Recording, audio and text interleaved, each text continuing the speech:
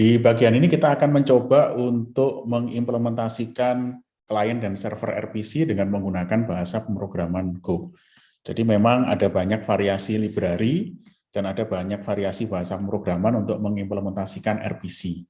Nah, masing-masing library atau bahasa pemrograman tadi itu juga punya mekanisme berbeda untuk melakukan encoding sama decoding. Sehingga tidak menutup kemungkinan jenis RPC tertentu itu hanya bisa diakses oleh klien atau server yang menggunakan bahasa pemrograman yang sama. Tapi juga tidak menutup kemungkinan ketika dia menggunakan standarisasi encoding dan decoding message yang sama, klien dan server dengan bahasa pemrograman yang berbeda itu bisa saling tetap berkomunikasi. Baik, di sini kita akan menggunakan library standar yang disediakan oleh Go yang dipakai untuk mengimplementasikan RPC. Nah, sebagai overview untuk encoding dan decoding pesan di RPC yang ada di standar library-nya Go, dia menggunakan message berjenis GOB. Jadi dia tidak menggunakan JSON atau XML, tapi dia menggunakan struktur data yang memang khusus disediakan di bahasa pemrograman Go. Baik, sebagai langkah pertama kita sudah membuat satu direktori di sini, saya beri nama RPC, kemudian saya akan mulai memperkenalkan juga ke teman-teman mengenai konsep modul. Jadi di dalam Golang ini ada konsep namanya modul. Jadi kita bisa membuat modul baru, jadi satu package program itu kita sebut sebagai satu modul. Oke, go mod, kemudian init, kemudian kita beri nama, misalkan RPC. Oke, seperti ini. Kemudian kita akan membuat sebuah file, kita beri nama simple RPC. Oke, di sini nanti kita akan membuat klien dan servernya dalam satu program, tapi nanti bisa kita jalankan secara terpisah. Oke, kita berikan package main, kemudian kita bikin fungsi main. Oke, kemudian langkah berikutnya kita akan mencoba untuk menangkap parameter klien atau server dari user. Jadi nanti dalam satu program dia akan bisa bertindak sebagai klien, bisa juga bertindak sebagai server, bergantung dengan input dari usernya. Sehingga kita perlu menangkap di sini .args, kita tangkap parameter yang pertama, kemudian kita cek jika parameternya ini adalah server, maka dia akan melakukan sesuatu di sini. Oke, kemudian kalau dia adalah klien, akan melakukan instruksi di bawahnya. Oke, kurang lebih seperti ini yang nanti akan kita coba. Nah, kita akan mengimplementasikan sisi server di bagian kode yang ini, kemudian sisi klien akan kita implementasikan di line ke-11 dan seterusnya. Oke, berikutnya yang perlu kita lakukan adalah kita membuat sebuah struct ya. Kita membuat sebuah struct. Kalau di Go kita tidak punya konsep kelas, jadi yang dipunyai adalah konsep struct, di mana di struct itu juga kita bisa berikan sebuah metode. Oke, di sini saya akan membuat sebuah RPC sederhana untuk menjumlahkan dua buah bilangan. Jadi klien akan mengirimkan dua buah bilangan, diterima sama server, kemudian akan dilakukan penjumlahan dan dikembalikan hasilnya ke klien. Oke, di sini saya akan membuat sebuah struct yang disebut dengan aritmatika, singkat seperti ini. Oke, kemudian kita mendefinisikan sebuah metode yang melekat pada struct aritmatika ini. Oke, kita bikin sebuah metode. Oke, function, kemudian kita berikan metode di sini. Oke, kita beri nama add. Oke, kemudian kita berikan dua parameter ya. Yang pertama adalah argumennya. Oke. Yang kedua adalah hasilnya. Berupa integer, argumennya berupa struct. Nah, ini berarti kita perlu membuat struct yang kedua yang bisa menampung argumen dari fungsi add ini. Jadi kita bikin struct yang kedua, type s, kita beri nama seperti ini, struct. Kemudian kita berikan dua variabel di sini, a sama b bertipe integer. Oke, ini yang nanti akan jadi argumennya. argumen. Jadi argumennya berupa struct dengan tipe myArguments, kemudian hasilnya akan kita tampung ke dalam sebuah variabel integer di sini. Oke, kemudian kita coba operasikan integer sama result sama dengan args.a ditambah dengan myargs.b. Oke.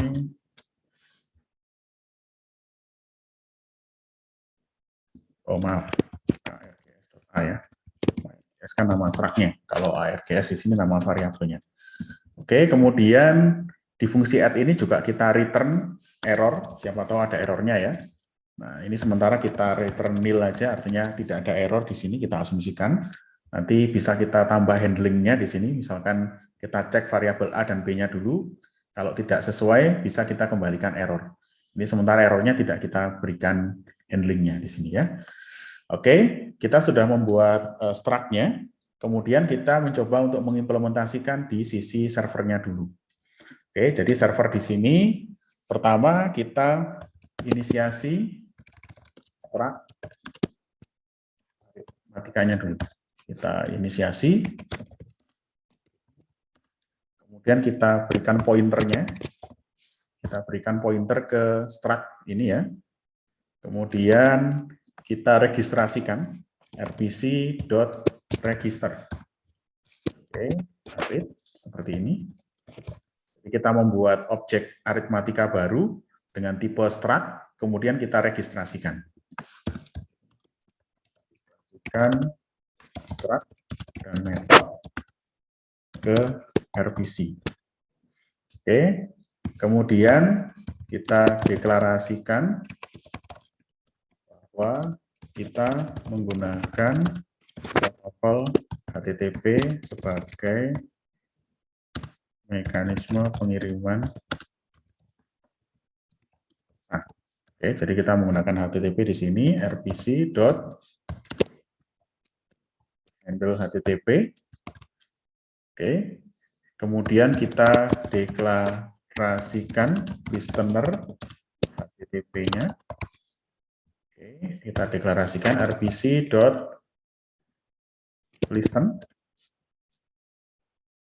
Oh maaf, kita menggunakan net.listen. Oke, di sini dua parameter ya.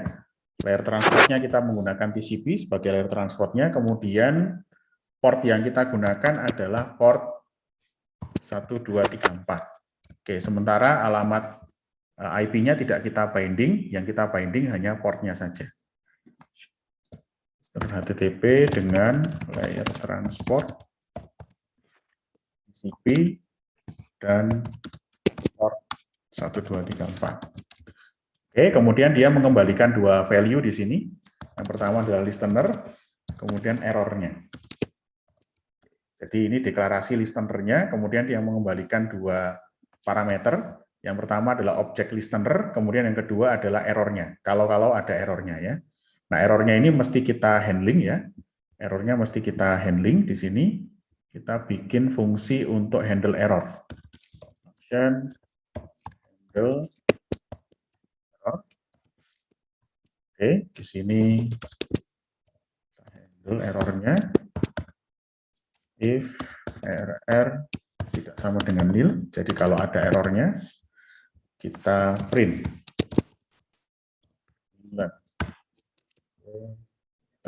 Terdapat error ini .error. Oke. Kemudian kita handle di sini, handle error ini. Kemudian berikutnya kita jalankan server HTTP. Oke, listener .serve. Maaf, kita jalankan HTTP. Oke, parameternya adalah listener. Kemudian yang kedua parameternya adalah handlernya. Handlernya di sini kita serahkan langsung ke RPC sehingga kita nilkan saja di sini ya. Kita nulkan saja di sini. Kemudian yang kedua, ini implementasi servernya sudah. Berikutnya kita implementasikan di sisi klien. Oke, Oke, jadi ini satu program bisa dua fungsi ya, bisa fungsi klien atau server, bergantung dengan kita nanti runningnya sebagai server atau sebagai klien. Oke, kita definisikan dulu RPC, kemudian dial HTTP. Jadi di sini kita inisiasi koneksi HTTP dari klien ke server menggunakan fungsi dial HTTP. Kemudian di sini layer transportnya kita menggunakan TCP. Kemudian kita berikan alamat IP dan port dari servernya. Alamat IP-nya adalah 127.0.0.1, kemudian portnya tadi 1234. Ini bergantung dengan alamat IP dari servernya. Nanti mungkin kita bisa berikan contoh ketika servernya ini dipindah pada mesin yang berbeda. Maka alamat IP-nya harus kita juga sesuaikan. Oke, kemudian dia mengembalikan dua parameter di sini, ada klien dan juga ada error. Oke, ada klien, ada error, sehingga harus kita handle juga errornya. Oke, kemudian kliennya kita pakai untuk mengirimkan request RPC. Kliennya kita pakai untuk mengirimkan request RPC. Oke, di sini kita menggunakan client.call. Oke, di sini parameter yang pertama adalah nama struct dan nama metodenya. Jadi yang mau kita panggil itu apa? Tadi kita sudah mendefinisikan di sini ada struct namanya arith, kemudian ada metode add. Maka cara memanggilnya adalah arith.add.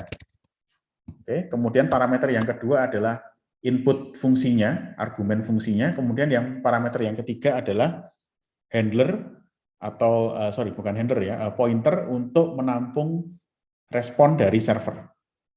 Oke, jadi kita definisikan dulu dua-duanya.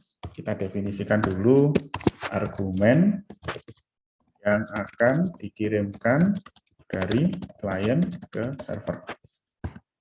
Oke. Kita beri nama argumen RPC, atau kita beri nama klien ARGS ya. ARGS.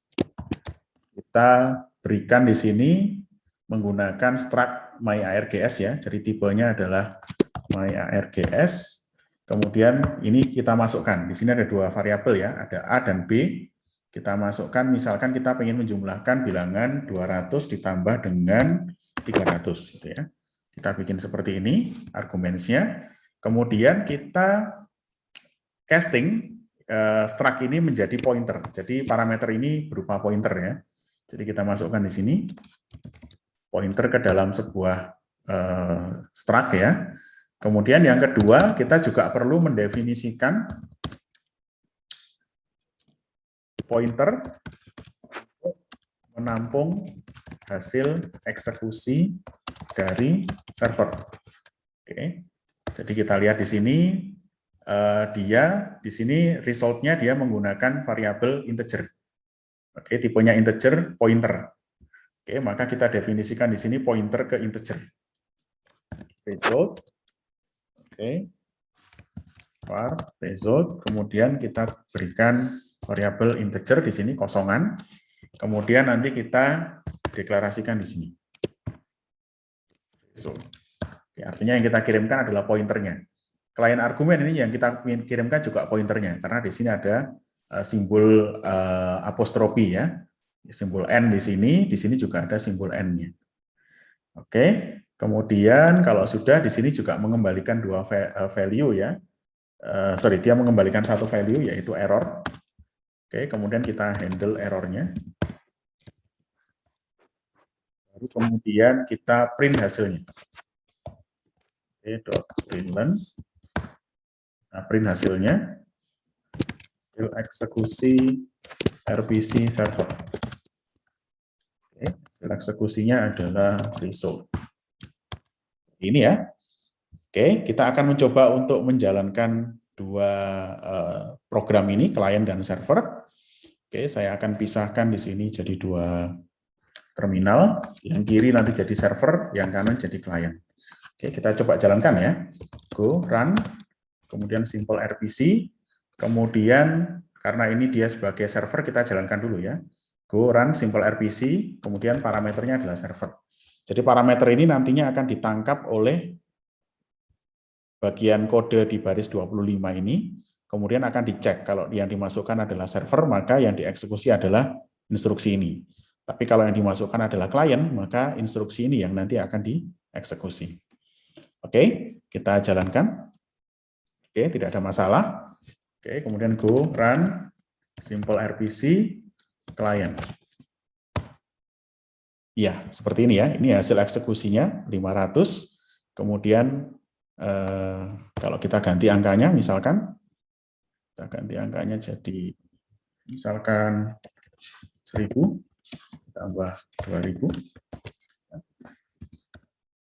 ya, maka hasilnya seperti ini ya. Oke, baik. Nah, ini contoh sederhana dari implementasi RPC di sisi server dan juga di sisi klien.